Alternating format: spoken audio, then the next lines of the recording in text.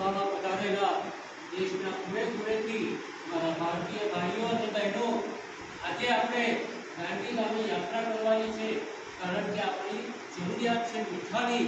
એ પાયાની જરૂરિયાત ઉપર આપણે આપણી જાતે ઉત્પાદન નહીં કરી શકીએ અને અંગ્રેજ સરકારે આ આપણી પાયાની જરૂરિયાત મીઠાને લઈ અને પોતાનું ઉત્પાદન અને એના પર અસહ્ય વેરો નાખ્યો છે, જે આપણા માટે ખૂબ જ ઘાતક પુરવાર થશે. અને આ અન્યાયનો બદલો લેવા માટે આપણે સૌ દાંડી યાત્રા કરીએ. અને મારી બધાને ભારતવાસીઓને નમ્ર અરજ છે, આ યાત્રામાં ગામે ગામ અને ખૂબ શાંતિપૂર્ણ અને અંગ્રેજ સરકારની સત્તા સામે લૂણો લગાડવા માટે આપણે આ યાત્રા શરૂ કરીએ છીએ.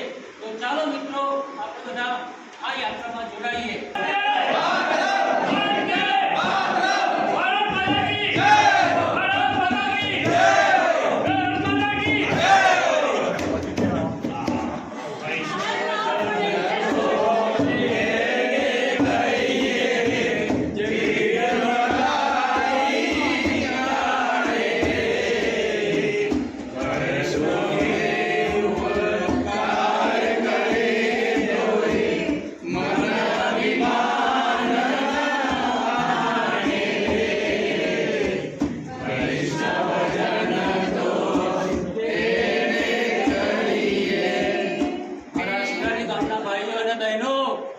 અંગ્રેજ સરકાર સામે જે આપણી પાયાની જરૂરિયાત મીઠાની છે એના પર બહુ અસહ્ય વેરો લગાડ્યો છે.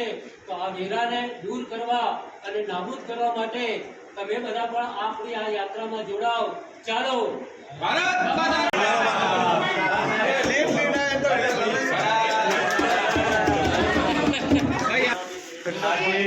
આપણી દાંડી યાત્રામાં પૂજ્ય બાપુ અને સાથે આવેલા ગામમાં સ્વાગત છે.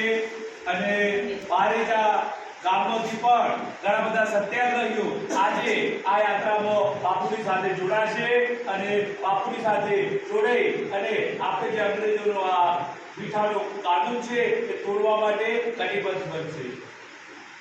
જય હિન્દ. હું આપનું ખૂબ ખૂબ સ્વાગત કરું છું.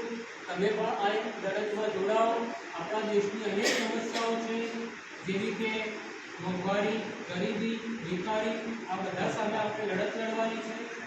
આ અંગ્રેજો સામે લડાઈ કરવા માટે આપણે કામ લેવી પડે. આપણે તમારા પાસેથી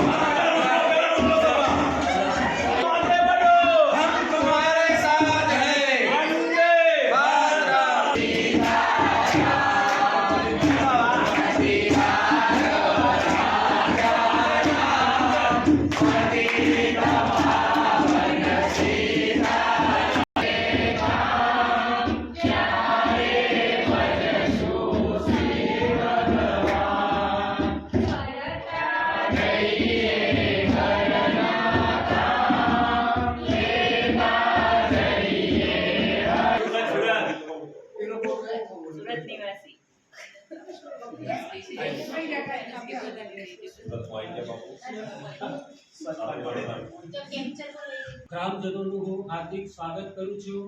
તમે પણ આઝાદીની લડતમાં જોડાઓ અને વિદેશી કાપડનો બહિષ્કાર કરો અને અંગ્રેજી જે વસ્તુઓ છે, વિદેશી વસ્તુઓ, એનો તમે સૌ બહિષ્કાર કરો.